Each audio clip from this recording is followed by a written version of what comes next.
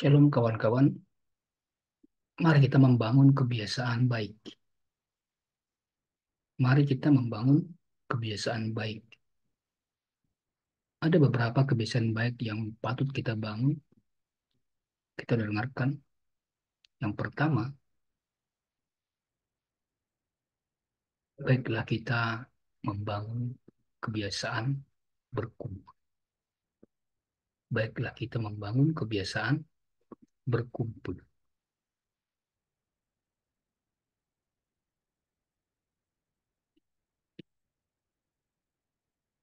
Kita baca ayat 2 dari Yohanes pasal 21 itu.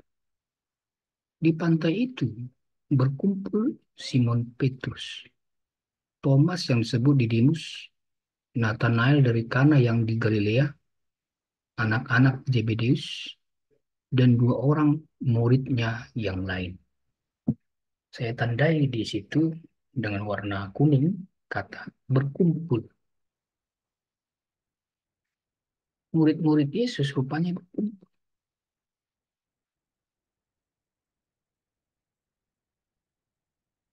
Kalau kita ingat latar belakangnya, mereka itu ada masih di tengah-tengah rasa panik, rasa takut. Bagaimana tidak? Tuhan Yesus Kristus baru saja dijatuhi hukuman mati.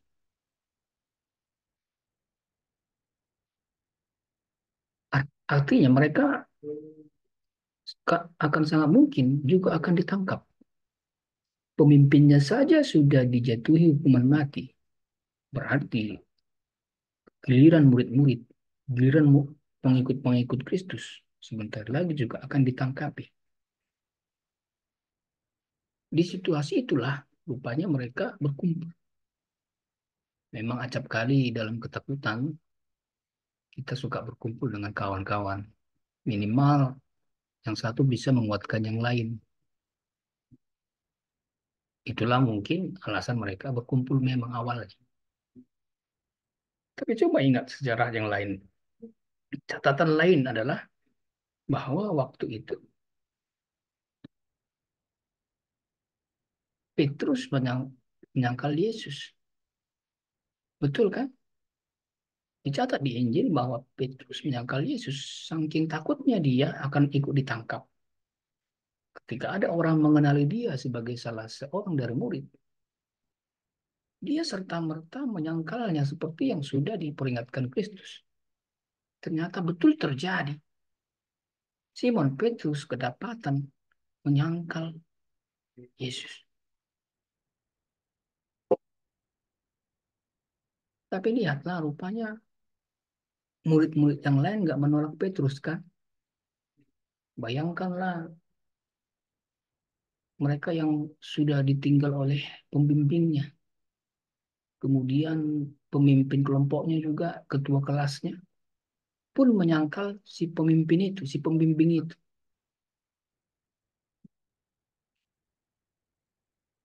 Secara logis, istilah saya lah ya, murid-murid akan berpikir, ini Petrus, tidak patut lagi ini ada di kelompok kita ini. Dia sudah menyangkal Kristus, pembimbing kita, Tuhan kita. Kenapa dia masih kita terima dalam kelompok kita? Rupanya di Alkitab tidak kita dapati kejadian seperti itu. Para murid tak sedikit pun menolak Petrus. Di sisi lain, Petrus juga rupanya tidak memisahkan diri dari kelompok. Ini yang patut kita pelajari. Petrus juga tidak memisahkan diri dari kelompok. Minimal kan ada kemungkinan lain di luar ini. Ketika seseorang menyadari bahwa dia telah bersalah kepada kelompoknya, memang kan ada dua pilihan. Dia akan tetap ikut kelompok itu dengan risiko. Mungkin dia akan dipandang sebelah mata. Karena memang dia sudah buat salah. Jadi kalaupun dia akan tetap bergabung dalam kelompok itu, dia harus siap menerima risiko akan dipandang sebelah mata atau mungkin gak dianggap. Atau pilihan kedua, demi menyelamatkan mukanya, dia akan pergi lari jauh dari kelompok itu. Tak lagi ingat kelompok itu. Tak lagi pusing dengan kelompok itu. Betul-betul terpisah. Itu ada pilihan. Tetapi rupanya Petrus memilih untuk tetap dalam kelompok daripada berpisah. Puji Tuhan. Yang hebat lagi adalah Petrus rupanya tetap jadi pemimpin mereka. Dalam pengertian pemimpin kelompok 12 itu ya, murid-murid itu, dia tetap jadi ketua kelasnya. Buktinya kalau kita baca ayat berikutnya itu, ketika Petrus berkata, aku mau pergi menangkap ikan. Kelompok itu, kawan-kawannya berkata, kami ikut juga denganmu. Secara normal, Petrus rupanya adalah pemimpin mereka, ketua kelasnya. Dan secara normal, mereka ikut kemana ketuanya pergi. Padahal belum lama, Petrus ternyata sudah menolak Kristus, menyangkal Kristus. Tapi tidak serta-merta Petrus diremehkan begitu saja atau diabaikan begitu saja oleh kelompoknya.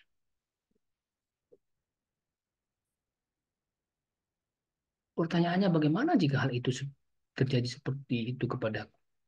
Bagaimana kalau ternyata ada orang lain yang berbuat salah dalam kelompokku, lalu dia masih ada dalam kelompokku, apakah aku masih mau ikut dia?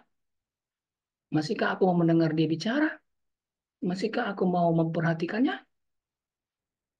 Malahan jangan-jangan saya mendak lagi dengar dia. Saya mau meludah sama dia. Saya mau berkata memprovokasi yang lain. Kenapa kalian dengar dia? Dia itu sudah bukan kelompok kita. Dia sudah bukan bagian kita. Buang dia. Bagaimana jika ada di antara kelompok kita yang berdosa? Apakah kita kata-katai? Kita permalukankah dia? Lihatlah apa yang terjadi di kalangan murid itu.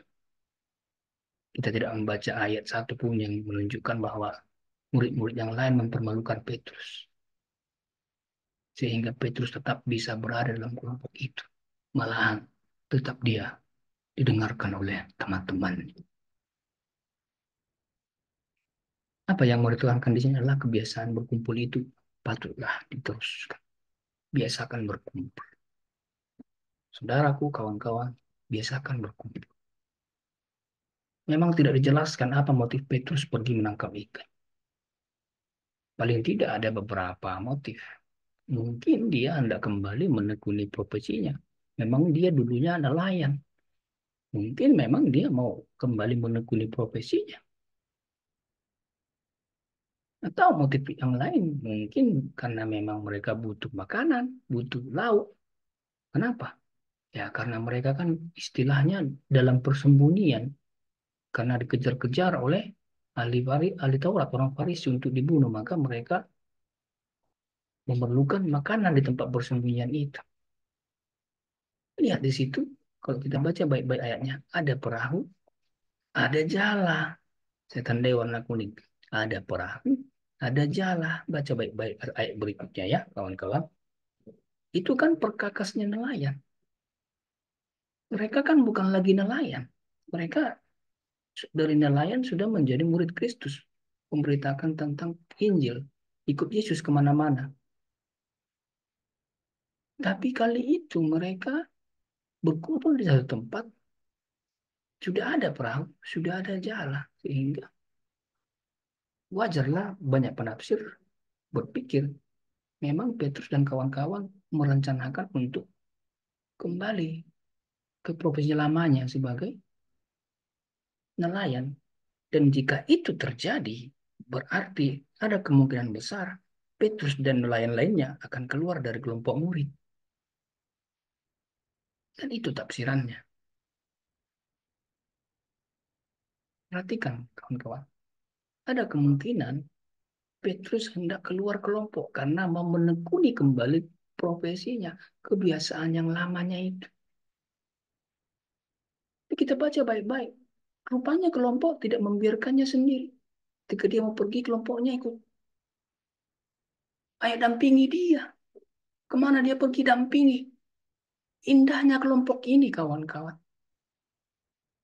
Mereka tidak membiarkan Petrus sendirian pergi.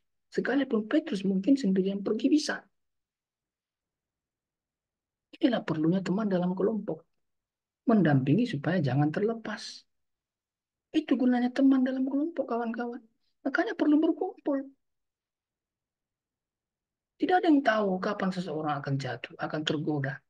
Tidak ada yang tahu kapan seseorang akan lemah, akan mengalami persoalan yang sangat memberatkan. Kalau tidak ada teman yang mendampinginya, celakalah dia. Makanya kebiasaan berkumpul itu penting. Itulah yang dibutik murid-murid. Kalau kita baca di Kisah Rasul pasal 1, ayat 12 sampai 14. Mereka melihat Kristus nanti naik ke surga, lalu mereka berkumpul di satu rumah, di situ mereka berdoa.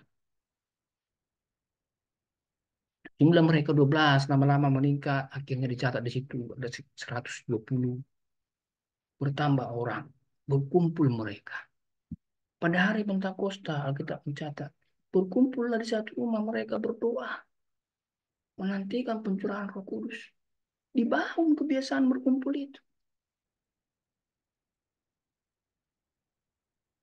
Lama-lama rupanya perkumpulan itu disebut persekutuan.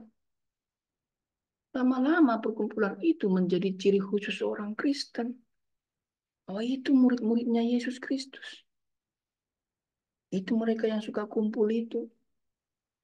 Mereka berdoa, berbagi roti, memecah roti mereka, membagi-bagi apa yang mereka punya menjadi milik bersama, menjadi ciri khasnya. Dimulai dari kebiasaan kecil, lama-lama itu terlatih. Apa yang kita lakukan hari-hari, lama-lama jadi kebiasaan. Kita biasa bangun pagi, hari demi hari, 3 hari, seminggu, sebulan. Begitulah seterusnya menjadi kebiasaan. Kita biasakan bangun lebih awal. Begitulah kebiasaan. Kita biasakan berdoa setiap jam tertentu. Begitulah akan berjalan. Murid-murid membangun kebiasaan itu. Berkumpul.